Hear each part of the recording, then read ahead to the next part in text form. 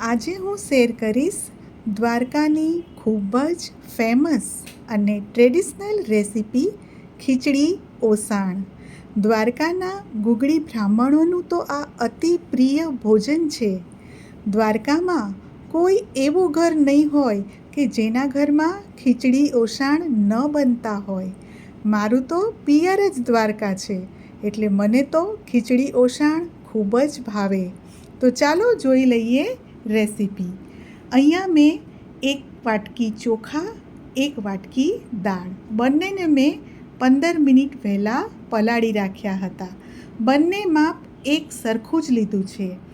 ગાજર, આદુના 2 ટુકડા, મીઠી લીમડી, તમાલપત્ર, લીલા વટાણા, દગડફૂલ, સિંગદાણા, તજ, એલચો, મરી, બાદિયા, લીલા મરચાં, લવિંગ અને સૂકા લાલ મરચાં.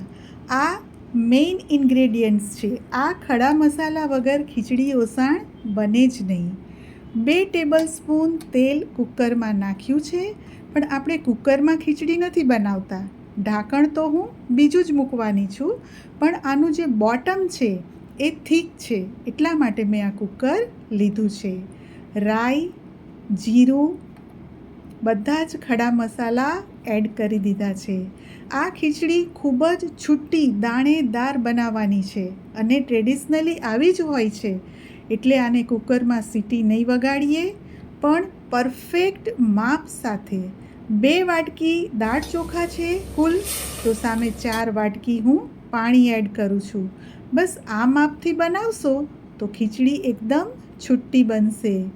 તો તમામ મસાલા, હળદર, મીઠું, હવે લીલા વટાણા એડ કર્યા અને સૌથી પહેલાં આપણે દાળ એડ કરીશું. દાળ થોડી ચડી જાય, કૂક થઈ જાય, થોડી સોફ્ટ થાય, પછી જ આપણે ચોખા ઓરીશું.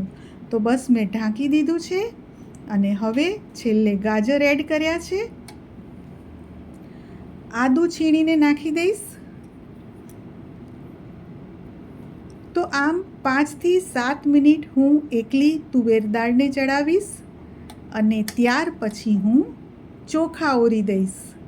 તો હવે આ ચોખા એડ કરી રહી છું અને ખાસ યાદ રાખજો કે ચોખા એડ કર્યા પછી એકવાર આને આપણે સ્ટર કરી દીધું, હલાવી લીધું, ઘી નાખી દીધું અને હવે આપણે ઢાંકી અને ધીમા ગેસે એને કૂક થવા દેવાની છે. એમાં વચ્ચે બિલકુલ આપણે ચમચાથી હલાવવાનું નથી કે ખોલવાનું પણ નથી. તો ચાલો ત્યાં સુધી આપણે ઓસાણની તૈયારી કરી લઈએ. 4 મોટા ટામેટાં લીધા છે અને એના હું કટકા કરી લઉં છું. હવે આ ઓસાણ છે એ ખાલી પાણીનું, છાશનું, એમાં ચણાનો લોટ નાખીને બને, તુવેર દાળનું પણ બને ઓસામણ, અને આજે હું આ ટામેટાનું ઓસાણ પણ ખૂબ જ સરસ લાગે છે. તો આજે આ ટામેટાનું ઓસાણ પણ આપણે જોઈ લઈએ. તો આ બધા જ ટામેટાને હું કુકરમાં એકવાર બાફી લઈશ. તો બધા જ ટામેટાં હું હવે કુકરમાં નાખું એ પહેલાં જુઓ આપણી આ ખીચડી તૈયાર થઈ ગઈ છે. દાણો દબાવી જોઈએ. જુઓ, એમાં બિલકુલ એક પણ વખત આપણે હલાવ્યું નથી. ખાલી ધીમા ગેસે પરફેક્ટ પાણીનું માપ અને દાળ ચોખાને પલાળી રાખ્યા હતા. બસ આટલી ટિપ્સ સાથે બનાવશો તો તમારી પણ ખીચડી આવી છૂટી જ બનશે. 1 ગ્લાસ પાણી નાખી અને ટામેટાં હું બાફી લઈશ. હવે એમાં થોડો આદું પણ છીણીને નાખી દઈશ અને બસ કુકરની 1 સીટી જ આપણે વગાડીશું. એને વધારે સીટી વગાડવાની જરૂર નથી. તો હવે કુકરનું ઢાંકણ મેં બંધ કરી દીધું છે અને 1 સીટી વગાડી લઈશું. તો ચાલો હવે જોઈ લઈએ. ટામેટાં પણ સરસ બફાઈ ગયા છે. તો હવે બ્લેન્ડરની મદદથી એને બ્લેન્ડ કરી લઈએ, એટલે બધું એક રસ થઈ જાય.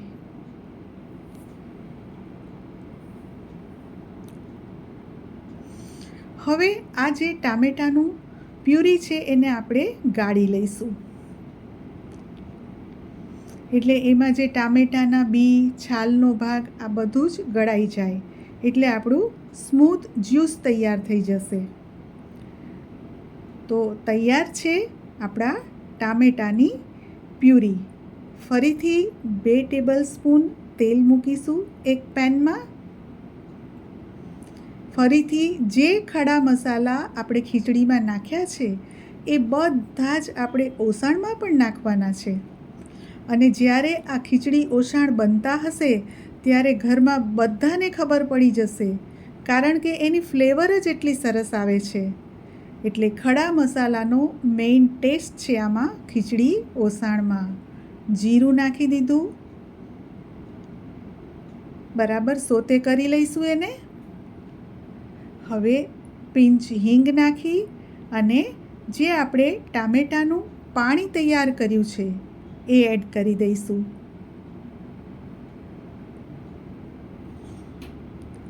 અને આને મીડિયમ ગેસ પર આપણે 5 મિનિટ સુધી ઉકાળીશું. 1 ગ્લાસ પાણી નાખ્યું છે. ટ્રેડિશનલી આ બિલકુલ થીક નથી હોતું. તમે 1 કે 2 ટેબલસ્પૂન ચણાનો લોટ પણ એડ કરી શકો છો, પણ મેં અહીંયા નથી કર્યો. મીઠું, લાલ મરચાંનો પાવડર, ધાણા જીરું આ બધું જ મેં એડ કરી દીધું છે. બસ હવે એને આપણે ઢાંકી દઈશું. ફરીથી મેં ચેક કર્યું. સરસ આપણો આ ઓસામણ છે એ ઉકળે છે અને ચારે બાજુ સુગંધ આવે છે. મેં અહીંયા 1 નાની ચમચી સાકર એડ કરી છે. તમે સ્કીપ કરી શકો છો. તમે ન નાખો તો પણ ચાલે.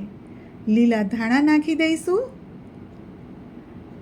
બસ એક સ્ટર આપી અને ફરીથી એને 1.5 થી 2 મિનિટ માટે આપણે ઉકળવા દઈશું.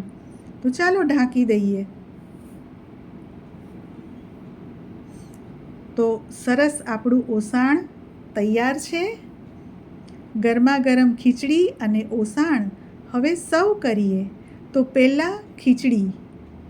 જોતાં જ મોઢામાં પાણી આવી જાય એવી આપણી ખીચડી બની છે. ચાલો એને સર્વ કરીએ. ફ્રેન્ડ્સ, આપ પણ ખીચડી અને ઓસાણ જરૂર બનાવશો અને આપને મારી રેસીપી કેવી લાગી મને કોમેન્ટ કરી અને જરૂરથી જણાવશો. અને જો આપ દ્વારકાની મુલાકાત લેશો તો આપને ખીચડી ઓસાણ ત્યાં જરૂરથી મળશે. એનો ઓરિજિનલ ટેસ્ટ પણ આપને મળશે. આપને મારી રેસીપી ગમી હોય તો મારી ચેનલને સબસ્ક્રાઈબ કરશો, મારા વિડીયોને શેર કરશો અને લાઈક આપશો.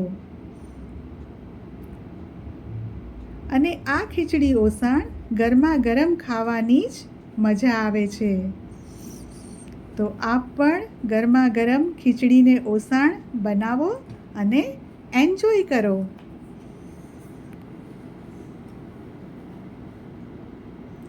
Thank you.